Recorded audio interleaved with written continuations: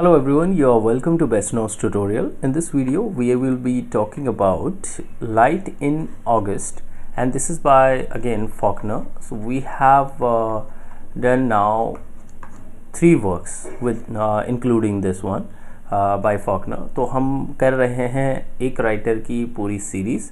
अगर आप लोगों ने अभी तक ज्वाइन नहीं किया है इस सीरीज़ को तो आप लोग इसका फर्स्ट वर्क कर सकते हैं. एज आई ले डाइंग हम कर चुके हैं. फर्स्ट वर्क जो था वो आपका एज आई ले डाइंग था, और दूसरा साउंड एंड फ्यूरी, और थर्ड जो हम कर रहे हैं वो है आपका light in August William Faulkner का. अगर आप तैयारी कर रहे हैं टीजीटी पीजीटी इंग्लिश की और यूजीसी नेट की तो आप लोगों के लिए बहुत हेल्पफुल होगा. विलियम कथबर्ट फॉकनर इनका कंप्लीट नेम है. इनके बारे में हम पिछली वीडियोस में बहुत डिटेल में बता चुके हैं, तो हम यहाँ पर ज़्यादा डिस्कशन इसके बारे में नहीं करेंगे. जैसा कि मैंने आप लोगों को बताया कि साउंड एंड फ्यूरी जो कि 1929 में पब्लिश हुई थी, एज आई ले डाइंग 1930 में, और लाइट इन अगस्त हम अभी कर रहे हैं. इस वर्क को हम कंप्लीट करेंगे अभी. और लाइट इन अगस्त के बैकग्राउंड के बारे में देख लेते हैं. जैसा कि मैंने हर वीडियो में आप लोगों को बताया कि राइटर का बैकग्राउंड आपका वर्क का बैकग्राउंड, और इसकी जो समरी है वर्क की, और जो कैरेक्टर्स हैं, इतने चीज़ों से आप लोगों के क्या होते हैं, क्वेश्चंस पूछे जाते हैं, क्वेश्चंस बनते हैं. तो आप किसी भी वर्क को अगर स्टडी कर रहे हैं तो आप इन 4 चीज़ों को माइंड में रख सकते हैं. तो चलिए सबसे पहले अब हम, क्योंकि राइटर का जो बैकग्राउंड है उसे हम ऑलरेडी डिस्कस कर चुके हैं पिछली वीडियोज़ में, तो उसे हम छोड़ देते हैं. अब हम बात करेंगे वर्क के बैकग्राउंड के बारे में. तो light in August is in 1932 novel by southern American author William Faulkner. तो ये जो लिखी गई है वो आपकी अमेरिकन ऑथर विलियम फॉकनर ने लिखा है. It belongs to the southern gothic and modernist literary genre. तो जो पिछली 2 वर्क देखे हमने वो भी आपके सदर्न गॉथिक और मॉडर्निस्ट लिटरेरी जेनर से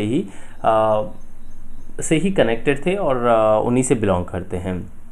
तो इस चीज़ को आप याद रख सकते हैं. सदर्न गॉथिक मॉडर्निस्ट वर्क है ये.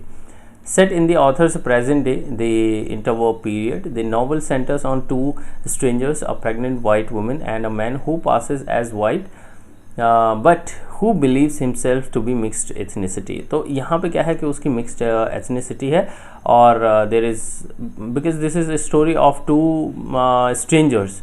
तो अभी हम जब इसकी समरी देखेंगे तो आप लोगों को पता चल जाएगा. इन सीरीज़ ऑफ फ्लैशबैक, जो पिछला वर्क था वो भी आपका क्या है, फ्लैशबैक में ही चलता है.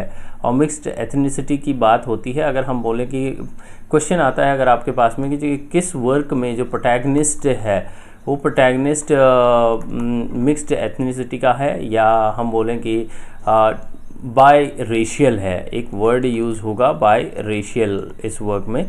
तो बाय रेशियल प्रोटैगनिस्ट किस वर्क में है तो आपका यही वाला वर्क होगा. बैकग्राउंड ऑफ द नॉवल के बारे में बात करेंगे. Light in August novel by William Faulkner published in 1932 में पब्लिश हुई है. तो अगर आप सीरीज़ से याद रखेंगे ऊपर तो आप लोगों को याद रहेगा कि 29 जो है वो साउंड ऑफ फ्यूरी है, और 30 आपका एज आई ले डाइंग है, और आके अगर आप इसमें लाइट देखेंगे लाइट इन अगस्त तो ये आपका क्या है 1932 है. तो 32, 29, 30, 32 ये तीनों भी आपको याद हो जाएंगे. तो इसी तरह से हमें, अगर हम एक सीक्वेंस में याद करते हैं चीज़ों को तो डेफिनेटली हमें बहुत सारी चीज़ें याद हो जाती हैं.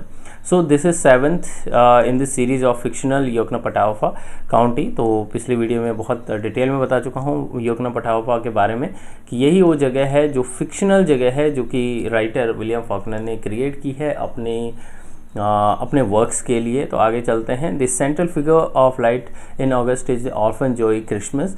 यहाँ पे क्या है कि जो सेंट्रल फिगर है या हम कहें प्रोटैगनिस्ट है वो कौन है आपका, ऑर्फन जोई Christmas, whose mixed blood condemns him to life as an outsider, hated and pitied. और यही जो उसका मिक्स्ड ब्लड हमने कहा, मिक्स्ड ब्लड कह ले हम उसे, या बाई रेशियल कह लें, इसी की वजह से उसे आउटसाइडर माना जाता है, उसे हेट किया जाता है, और ही इज़ पिटीड.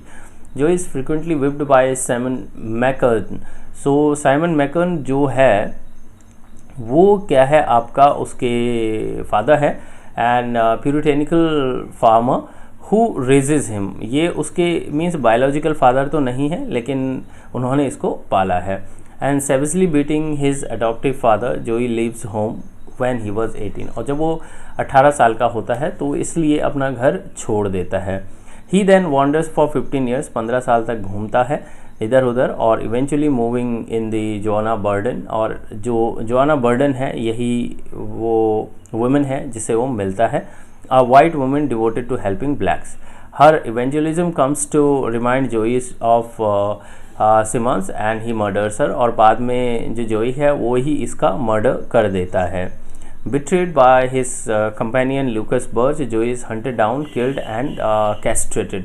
तो बाद में उसका एक फ्रेंड होता है लूकस बर्च, जो कि क्योंकि उसने मर्डर किया होता है किसका, जोआना बर्डन का, तो उसका ही फ्रेंड उसे क्या करता है, पकड़वा देता है और उसे हंट डाउन कर दिया जाता है, उसे मार दिया जाता है बाद में। So now let's come to the next one. हम ये देख चुके हैं कि ये आपकी 7th नॉवल है। This is 7th novel and published in 1932। The novel is set in American South during prohibition and features an ensemble cast of characters who grapple with alienation, racism and heartbreak across a non-linear narrative। तो यहाँ पे भी आपको non-linear narrative मिलेगा, means story में आप लोगों को बहुत ज़्यादा कनेक्टेडनेस फील होगी नहीं। और पिछले वर्क में भी हमने यही देखा था साउंड एंड फ्यूरी में। तो इसकी जो थीम है वो क्या है, आपकी एलिनेशन है, रेसिज्म है। ओके, तो ये दो चीज़ें आप लोगों को इसमें देखने को मिलेगी। रेसिज्म तो हम ऑलरेडी अभी बात कर चुके हैं, एलिनेशन भी आप लोग फील करेंगे इसमें। Classified as southern gothic and modernist novel, light in August is considered this similar work in 20th century American literature. So now characters के बारे में अगर हम बात करें, so we have these characters: Lena Grove, a young pregnant woman from Alabama who has traveled to Jefferson while looking for Lucas Birch, the father of her unborn child। तो जो लूकस बर्ग जिसने जोई को पकड़वाया था, उसको ढूंढने के लिए ही लेना ग्रोव आई है and she is pregnant. Byron bunch, bachelor who works at the planing mill in Jefferson, who meets and falls in love with Lena when she arrives in town। So Byron Birch जो है वो he falls in love with Lena and she has been told that a man named Bunch worked at the mill and assumes it Lucas Birch because the name sounds similar। और यही जो bunch है, Byron bunch है, वो लूकस birch के बारे में बताता है। Next one is Gail Hightower. ये है आपका the former minister of Jefferson, forced to retire after his wife was discovered to be having an affair in Memphis and committed suicide. He is friend of and mentor of Byron. ये Byron का क्या है, friend है। लूकस birch, जोई brown, यही लूकस birch या जोई brown इसका नाम है। The young man who father लेना चाइल्ड, ऊपर हमने लेना को देखा था जो कि प्रेग्नेंट है, उसके बच्चे का फादर है कौन, लूकस birch. And ran away when she told him she was pregnant, जब उसे पता चलता है कि प्रेग्नेंट है तो वहाँ से भाग जाता है। So he has been living in Jefferson with Joe Christmas, और वो जोई क्रिसमस के साथ में जेफरसन में रहता है। अब जोई क्रिसमस के बारे में देखते हैं कि यही इसका प्रोटैगनिस्ट है। So a man who came to Jefferson 3 years prior to the events in novel, he lives in cabin on the property of Joanna Burden। तो जोआना बर्डन की प्रॉपर्टी में रहता है। इन शॉर्ट आपको याद रखना है कि वो किसके साथ में रह रहा है, Joanna Burden, and has a secret sexual relationship with her, और उसकी सेक्सुअल रिलेशनशिप है किसके साथ में, जोई क्रिसमस के साथ में। Now later he kills her.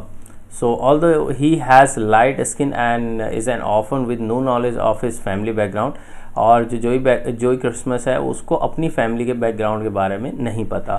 He believes that one of his parents is of African American ancestry and this secret has caused him to be habitual wanderer।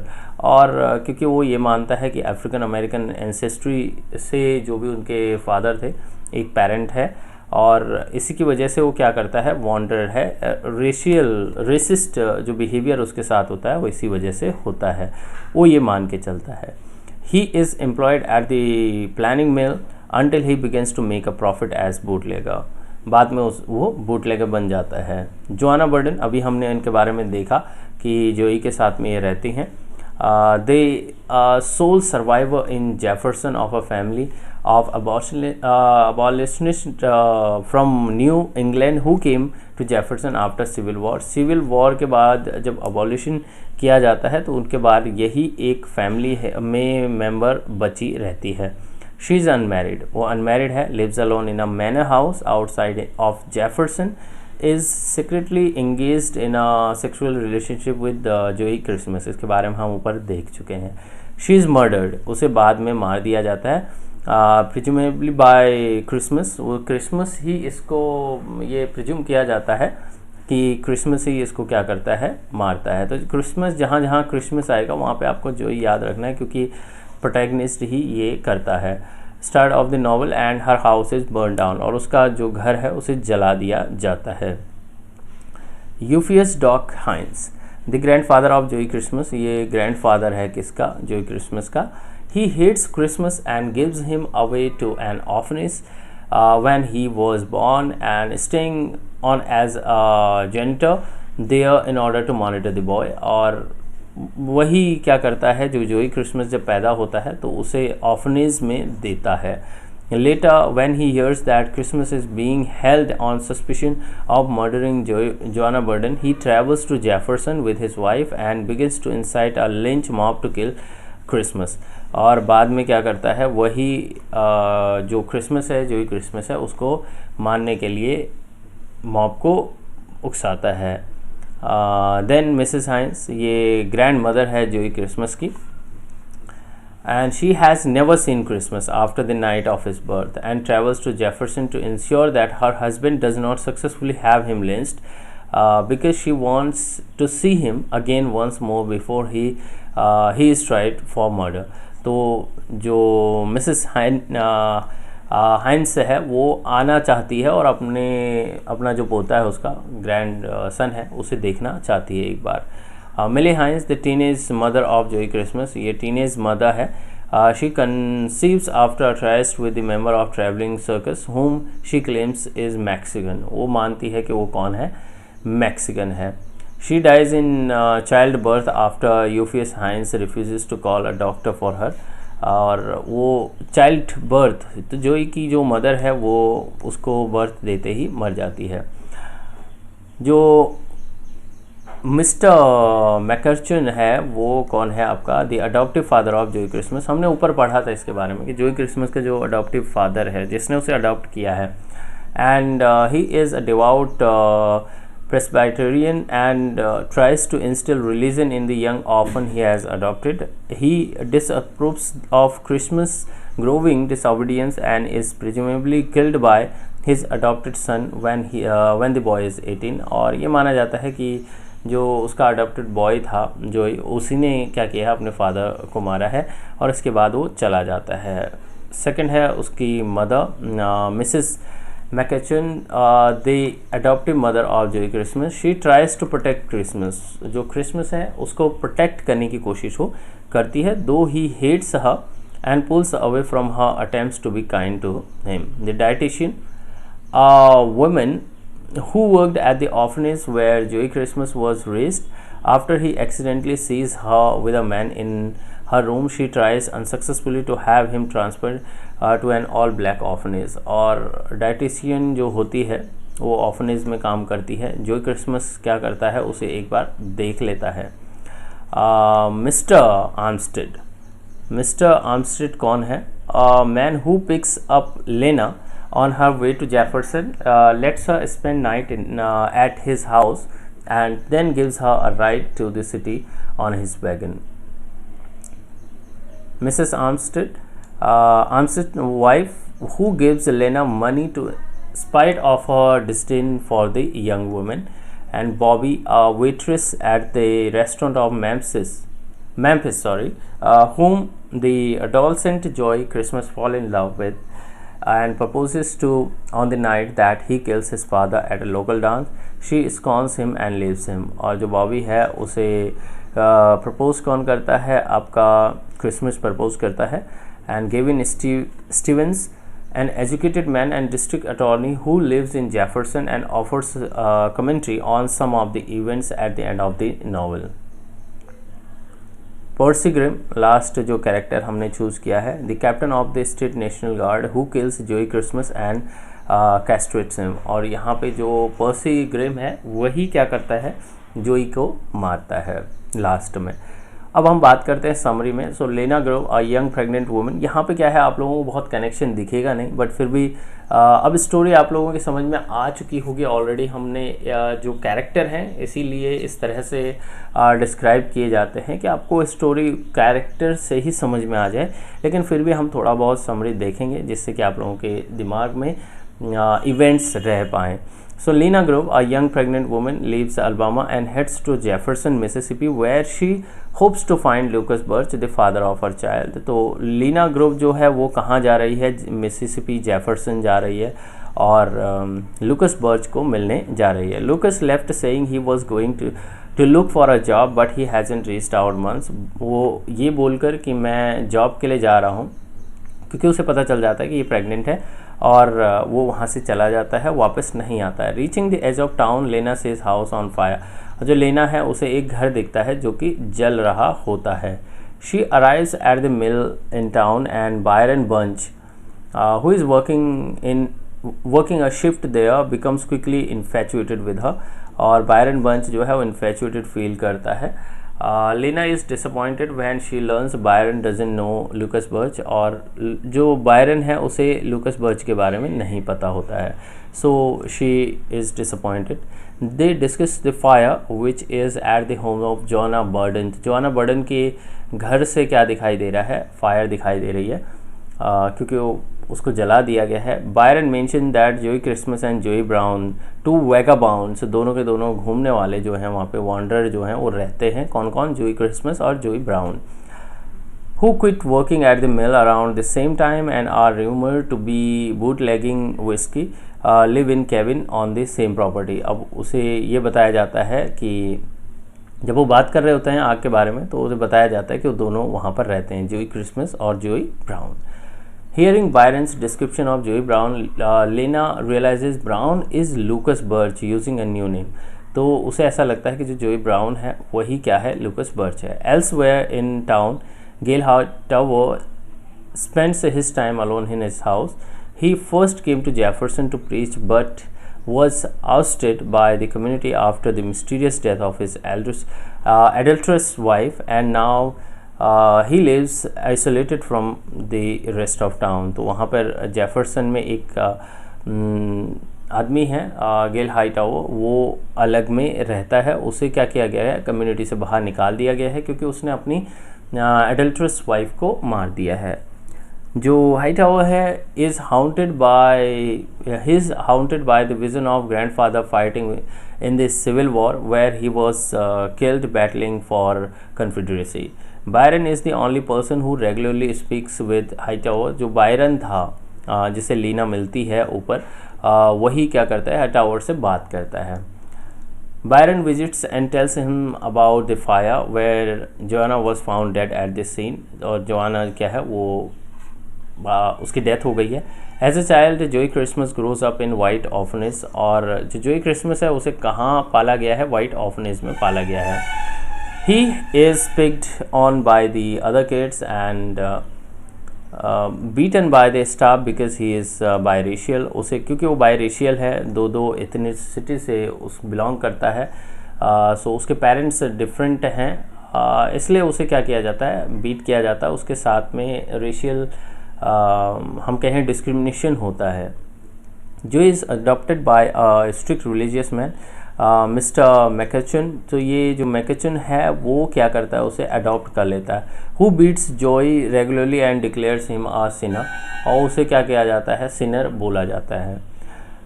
Joy runs away and turns a vagabond life style. Joe वहाँ से चला जाता है। ये माना जाता है कि he kills his father as well. He reaches Jefferson in his 30s and sneaks into Joanna's house for food. अब वो जेफरसन जब पहुंचता है 30s में, तो आपने देखा कि जोआना ऊपर मर चुकी है, तो फ्लैशबैक में स्टोरी चल रही है। ऑलराइट, सो आपको ये देखना है कि फ्लैशबैक में स्टोरी चल रही है। नॉन लीनियर स्टोरी आप लोगों को देखने को मिलेगी। Joanna catches him but lets him stay and their tumultuous romance last for years. और जोआना उसे वहाँ पे रखती है अपने साथ में, उनके बीच में रोमांस होता है। When their relationship fails Joanna wants them to end their lifes and it's implied Joe kills her. तो यहाँ पे क्या होता है, जोआना के बीच की जो रिलेशनशिप है वो ठीक नहीं रहती है। वो कहती है कि अब हमें मर जाना चाहिए, बट जोई उसी को क्या कर देता है, he kills her. After Joanna's death Joe flees to Jefferson. Joe जो है वो जेफरसन में चला जाता है। He is the most likely suspect but Joe Brown is suspicious too as he was discovered at Joanna's house during the fire. तो जो जोई ब्राउन है, वैसे जोई जो है वो वहाँ सस्पिशियस है, लेकिन जोई ब्राउन को भी लोग मानते हैं क्योंकि वो भी वहीं पर रहता है। अ मैन हंट इंस्यूज फॉर जोई, और जोई को ढूंढा जाना शुरू होता है। Brown still in police custody ईगरली helps obsessed with earning the reward money offered by for capturing जोई। यहाँ पे क्या है, ब्राउन जो है वो पुलिस कस्टडी में है और वो हेल्प करता है किस लिए, क्योंकि उसे रिवॉर्ड मिलेगा जोई को पकड़वाने के लिए। Joe evades captivity for several days but is eventually caught in the nearby town Mottstown. और उसे क्या किया जाता है, मॉट्सटाउन में पकड़ दिया जाता है। जो प्रोटैगनिस्ट है वो पकड़ा गया है। मिस्टर हाइंस जो है a local man sees Joe being apprehended and become hysterical. Mister Hines and his wife's are Joe's biological grandparents. वो बायोलॉजिकल ग्रैंड पेरेंट्स हैं ये दोनों जोई के। ऊपर हम देख चुके थे जो कैरेक्टर्स थे उसमें डिस्क्रिप्शन में हमने देखा था। मिस्टर हाइंस हेट्स जोई बिकॉज ही इज़ बायरेशियल। और मिस्टर हाइंस भी क्या करता है, उसे हेट करता है क्योंकि वो बायरेशियल है। It is mister Hines who took Joe to the orphanage after his mother died childbirth and the Hines he goes to Jefferson, both go to Jefferson, दोनों चले जाते हैं। Byron meets Mr. and Mrs. Hines at church and takes him to meet Hightower। Hightower को मिलने चले जाते हैं। They tell him their story। Byron and Mrs. Hines ask Hightower to lie to the police, saying Joey was at his house at the night of murder so that Joey won't be killed। जो Byron और Mrs हाइस जो हैं Hightower को कहते हैं कि ये आपको पुलिस के पास बोलना है कि जोई क्या है हमारे पास था उस दिन। Hightower refuses and tells everyone to leave. Lena gives birth to her baby in the cabin where Joe and Brown used to stay. Lena का जो है वो बच्चा हो जाता है and Brown returns to the cabin with the police escort shortly after and meets Lena and their child. Brown flees out the window and escapes from Jefferson. Brown जो है वो भाग जाता है वहाँ से। Joe doesn't confess to murdering Joanna at his trial. और Joe है वो कन्फेस नहीं करता है कि उसने जोआना का मर्डर किया है। Outside the courthouse he flees again. वो भागता है वहाँ से। He makes it to Hightower's house and hides upstairs. वो हाईटावर के घर में चला जाता है क्योंकि वो कम्युनिटी से थोड़ा सा बाहर रहता है और छुप जाता है। पर्सी ग्रिम और racist captain of the national guard pursues Joe. जो पर्सी ग्रिम है वो भी क्या है आपका एक रेसिस्ट कैप्टन है, वो जोई के को परस्यू करता है। Hightower tries to lie for Joe but Percy ignores him. Percy guns Joe down and castrate him. Joe dies. और जो पर्सी है वो क्या कर देता है, जोई को मार देता है। So after the commotion wanes, Hightower laments the state of the world। He thinks of grandfather, the ruthless fighter of the Confederacy, and his father, the pacifist and preacher. Visions and sound of war envelops Hightowers and dies in his home। तो यहाँ ये जो description है, यहाँ पे मैं आप लोगों को बता दूँ कि ये पूरा डिस्क्रिप्शन आपको मॉडर्न इंग्लिश लिटरेचर का इम्पोर्टेंट आपका डिस्क्रिप्शन है। जो भी आपके वर्क है तो कहीं ना कहीं जो वॉर है वो क्या करती है, सभी को डराती है और सभी के दिमाग में वो थॉट है। तो इसीलिए वर्ल्ड वॉर जो फर्स्ट है वो मॉडर्न इंग्लिश लिटरेचर के लिए बहुत इंपॉर्टेंट है, बहुत ज़्यादा इम्पैक्ट करती है। Byron and Lena leave Jefferson to pursue Brown. A repairman offers them a ride in his truck. The man senses Lena doesn't care if they found Brown or not. She just wants to travel for a while Byron wants to marry Lena, but she brushes him off. Sorry. Again, the repairman intuits she will never say yes to Byron, and they travel along and cross the Tennessee. So जहाँ तक जोई की death होती है वो आपको you know आपकी story वहीं पर तक इम्पोर्टेंट है और आप लोगों को वहाँ तक याद रखना है. The title refers to the fire of the house that is at the centre of the story. तो जो फायर ऑफ द हाउस है वही क्या है, सेंटर ऑफ द स्टोरी है. So some critics have speculated that the meaning of the title derives from the colloquial use of word light to mean giving birth. यहाँ पे जो light का meaning है वो giving birth से है, तो ये आप लोग नोट डाउन कर सकते हैं. Typically used to describe when a cow will give birth to be light again and connect to Lena's pregnancy, और ये Lena की pregnancy से connect है. So with this we end this discussion. Hopefully you learned something from this video. If you like the video, please hit the like button and share with others. So see you soon in next video with next series. Till then, goodbye, take care, all the best.